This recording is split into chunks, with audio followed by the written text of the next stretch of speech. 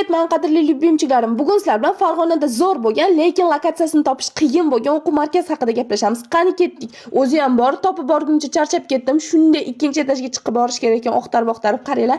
Bilmadim nimaga English Umbrellaga kelsam, kiyimim bilan bir xil ekan atmosferasi. Kirib o'zim ham hayron qoldim. Nimaga bir xil kiyinib keldim ekan deb o'yladim-da.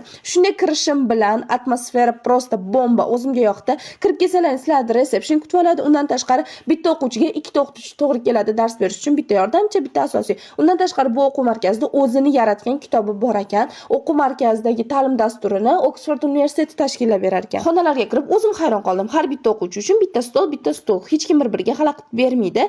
Bu o'quv markazidagi xonalar oddiy doskalar bilan emas, interaktiv panellar bilan jihozlangan ekan.